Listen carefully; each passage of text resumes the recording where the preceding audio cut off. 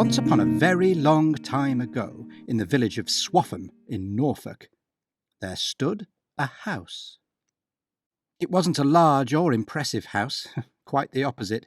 It was small, cramped, badly made, and every time it rained the roof would leak. The family that lived in it, however, loved it very much, despite its many faults, because, you see, it was their home. Beside the house stood a tree, an old tree, an ugly tree with wrinkled skin. Despite its looks, it was a friendly tree, and the local children loved to climb its many twisted branches. The man of the house was a peddler, a traveller, a fellow who went from place to place selling things that he'd collected. He never had much to sell. He never had much money. Oh, he wished he did. Life would be so much easier if he were richer. A new house, a bigger house. No more leaky roof. Well, a man can dream. And that's exactly how our story gets going. With a dream. It was a strange dream. The peddler had the same dream 3 nights running. In the dream, he saw a great city, the city of London. He saw London Bridge stretching across the busy River Thames, and he heard a voice. And the voice told him to leave. Leave your home. Leave your family. Go to London. There, on the bridge, you'll find your heart's desire. The first night, the peddler dismissed it as just a dream. On the second night, the peddler dismissed it as a coincidence. But on the third night, the peddler woke up, convinced that his dream would come true. He would go to London, and on London Bridge, he would find what he wished for. He would find his riches. So despite their protestations, the next morning, he said goodbye to his wife and children, and with his dog for company, he set off for London. The peddler walked and walked and walked, through woodland, through marsh, through town and city, further from home than he'd ever been before. He walked and walked and walked. Every day was more exhausting than the last. But it would all be worth it. It would all come true. He would follow his dream and find his riches.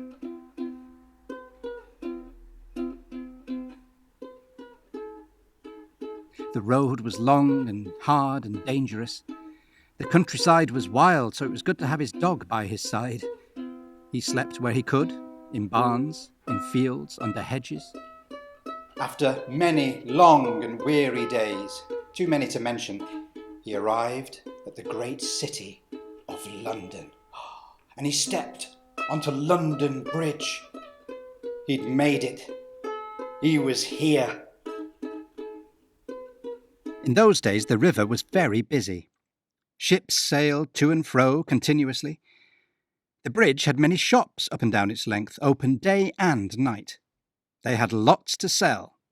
They made lots of money.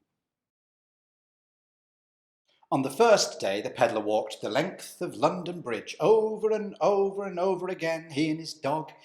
They visited each and every shop. Maybe his riches would be found in one of those. But the shopkeepers, they were all too busy to talk to him. No one could help him. On the second day, he did the same. He and his dog wandered in and out of the shops, to no avail. As the sun went down, he gazed at the river flowing under the bridge. He was starting to have doubts. He was starting to feel foolish. Maybe it was just a dream. He missed his home, his family. But no, that wasn't right. The dream had seemed so real, and the voice had definitely said, leave your home, leave your family. On London Bridge, you'll find your riches. It had to come true. So on the third day, the peddler walked London Bridge again. He visited all the shops several times. And the shopkeepers all said, oh, not you again. Look, for the last time, I know nothing about any jewels or any gold. The peddler walked to the edge of London Bridge. He stared down at the fast-flowing river below. What would people think if he returned to Swaffham penniless, hopeless? He'd be a laughing stock. Maybe he wouldn't return. That's a good idea. Yeah, it'd be too embarrassing. He'd stay here and make what he could of life in London. That's it. No. No, that's ridiculous. He couldn't live life without his family. He had no choice. He had to swallow his pride. He looked down at his dog. Come on, boy. Let's go home. But just then he heard a voice behind him. Excuse me. The peddler turned and saw behind him a baker, and he recognised him as the owner of one of the shops that he'd frequently been in over the last 3 days.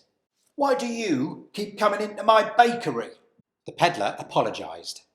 Oh, no need to apologise, said the shopkeeper. I'm just curious, that's all. I mean, I've been watching you for days, going into and out of all the shops, staring at the river. Are you selling something? Are you a beggar?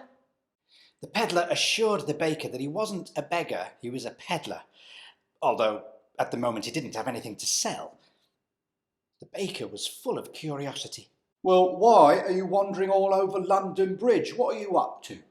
The peddler explained that he lived out in the country, and his house wasn't large or impressive. It was small, cramped, badly made. Every time it rained, the roof would leak. But you see, he loved it because it was his home.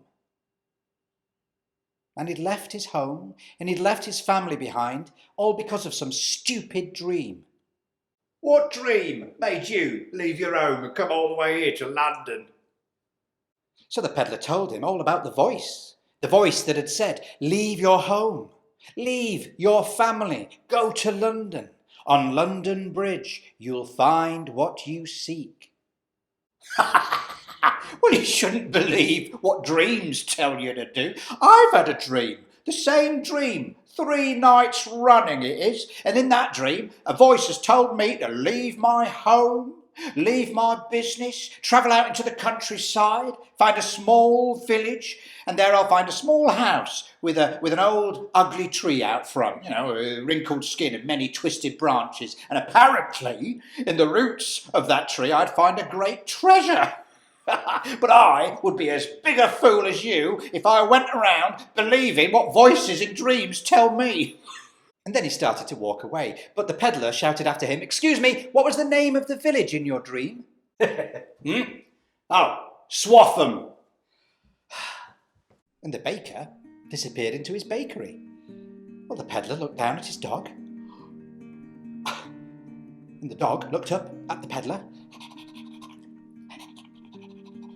And then they both wasted no time, hurrying back to Swaffham, back home, as fast as their legs could go. When he reached home, and after explaining things to his confused family, he dug down beneath the tree. Down, down he dug, and there, between the roots, he found a great treasure, hundreds of gold pieces. He was rich. Life would be so much better now he was rich. He could buy a new house, a larger house. Oh, no more leaky roof.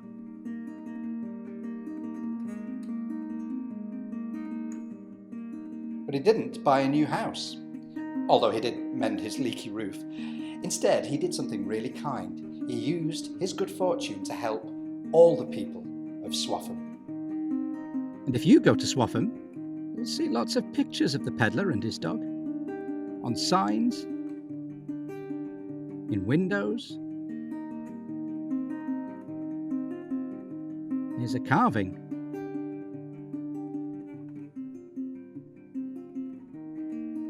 And his dog, look.